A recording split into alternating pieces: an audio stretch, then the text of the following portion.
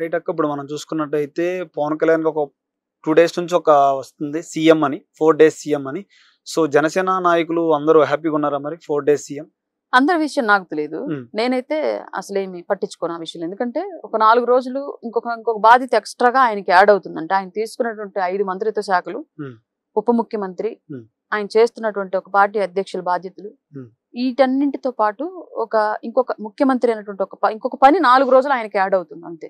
మేము టెంపరీగా వచ్చేటువంటి కుర్చీ గురించి దాని గురించి ఆలోచించి సంబరపడే సిచ్యువేషన్. ఎందుకంటే ఆయన పదవి గురించి ఆలోచించట్లా, ఆయన సొసైటీ గురించి ఆలోచిస్తున్నాడు. 4 రోజులు ముఖ్యమంత్రిగా ఉన్నందువల్ల ఆయన ఆ 4 రోజుల్లో ఆయన అనుకున్నటువంటి లక్ష్యంలో, ప్రజలకు చేయాలంటే లక్ష్యంలో ఏం చేయాలన్న ఆలోచన చేయగలడు తప్ప నాకు కుర్చీ వచ్చిందని చెప్పేసి హ్యాపీగా ఫీల్ అయ్యేటువంటి వ్యక్తిత్వం పవన్ కళ్యాణ్ గారిది కాదు.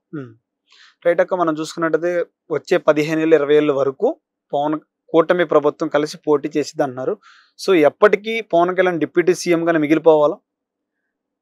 డిప్యూటీ సీఎం గా మిగిలిపోతానని ఆయన చెప్పాల. రెండోది, మరి ఇప్పుడు కూటమి ప్రభుత్వం ఉంటే చంద్రబాబు గారి తర్వాత లోకేష్ గారు అంటున్నారు. ఒకవేళ చంద్రబాబు గారు ఉంటే సీఎం చంద్రబాబు గారికి వస్తారు కదా. ఇప్పుడు ముఖ్యమంత్రిగా చంద్రబాబు నాయుడు గారిని ఆమోదించింది ఎవరు?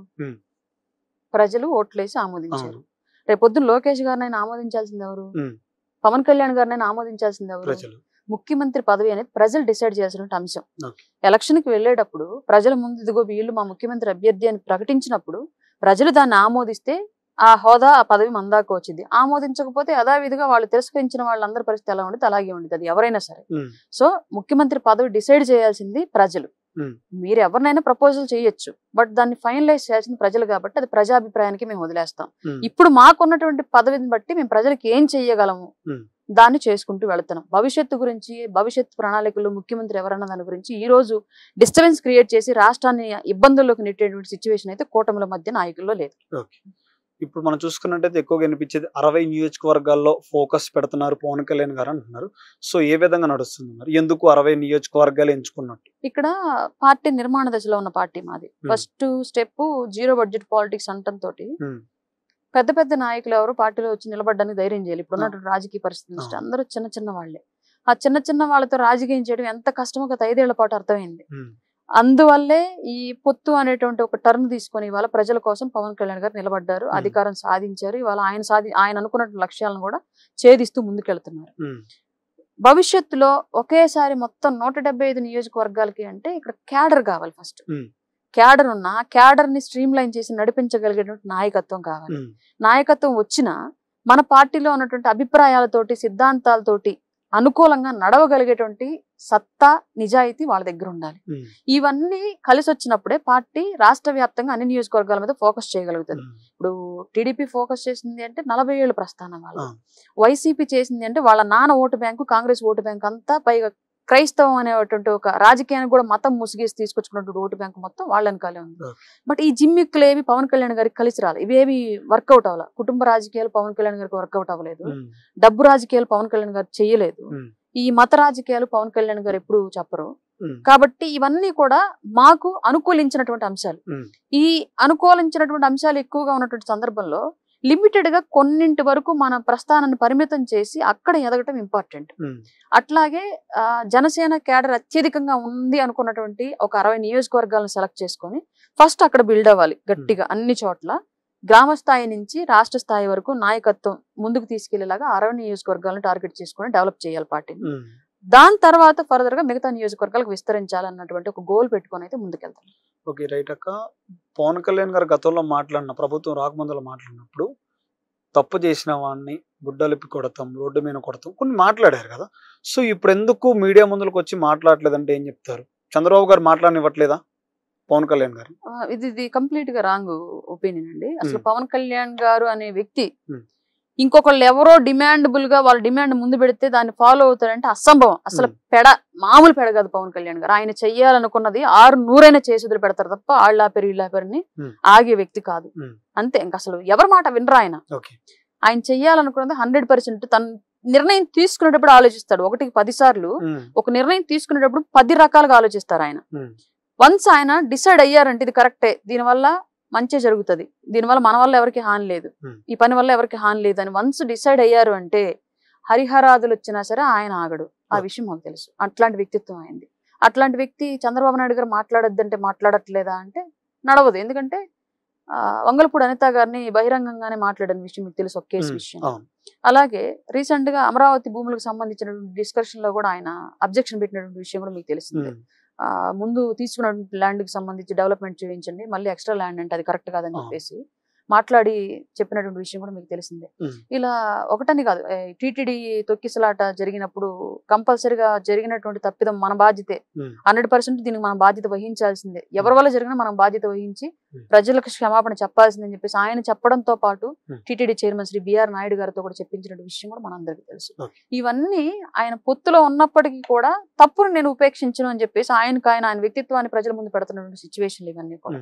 కాబట్టి ఆయన ఎవరో ఆపితే ఆగారు అంటే అది మీ అపోహ అంతే.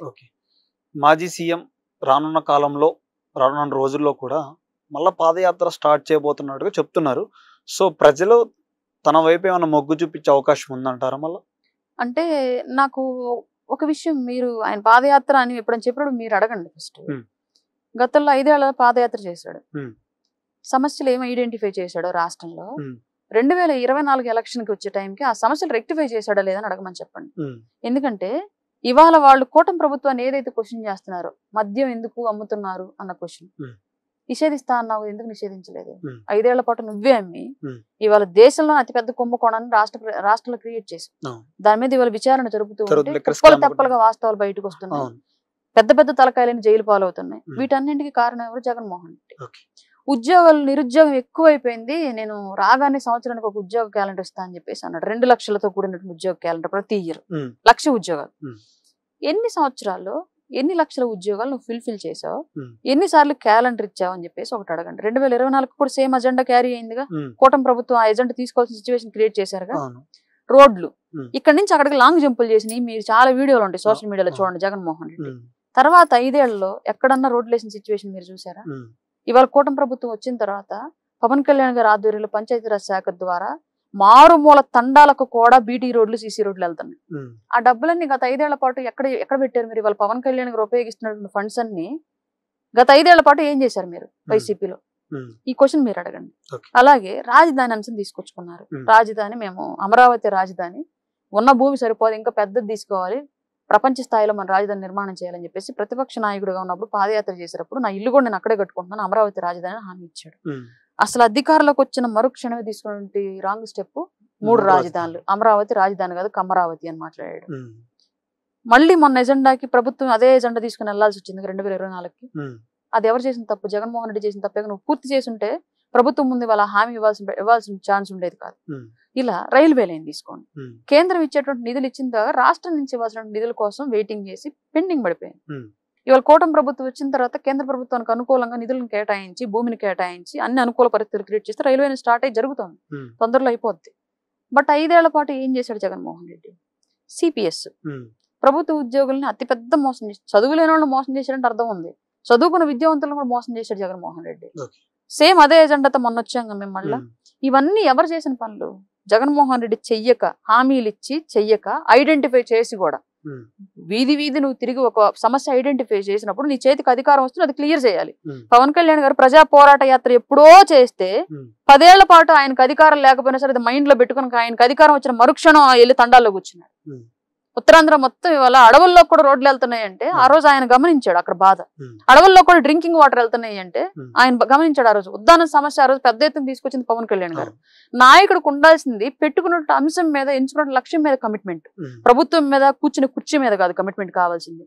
పవన్ కళ్యాణ్ గారు ఆయన అధికారం లేకపోయినా సరే సొంత డబ్బులతో చేయగలిగినది చేశాడు. ఇవాళ ఆయన చేతికి అధికారం వచ్చాక ప్రభుత్వ డబ్బుని ప్రభుత్వం నుంచి ప్రజలకి ఎలా ఉపయోగించాలో అంత పర్ఫెక్ట్ గా ఉపయోగిస్తున్నాడు పవన్ కళ్యాణ్ గారు. నీకు నాయకత్వం చేత కాకపోతే జగన్మోహన్ రెడ్డి పవన్ కళ్యాణ్ గారిని చూసి నేర్చుకో, అది చేయాల్సింది. ఇవాళ నువ్వు మళ్ళీ పాదయాత్రకు వస్తే నిన్ను వీళ్ళందరూ అడుగుతారు, మహిళలు వస్తారు ముందుకి, ఎందుకు నిషేధించలేదు మద్యం అని ఏమంటారు. కొంతమంది లాస్ట్ 5 years లో ఏజ్ లిమిట్ దాటిపోయిన వాళ్ళు చాలా మంది ఉన్నారు, వాళ్ళందరూ వస్తారు, ఏం సమాధానం చెప్తావు? బొచ్చే మంది చనిపోయారు కల్తీ మద్యం దాగి, వాళ్ళందరూ భార్యలు వస్తారు వైదవ్యం పొంది, వాళ్ళ బెడ్లు ఉన్నారు రోడ్డును బట్టి చిన్న చిన్న బెడ్లు, వాళ్ళందరూ తీసుకొని వస్తారు, ఏం సమాధానం చెప్తావు? అవన్నీ ఆన్సర్ ముందుగానే రెడీ చేసుకుని బయటికి రమ్మని చెప్పండి జగన్మోహన్ రెడ్డి.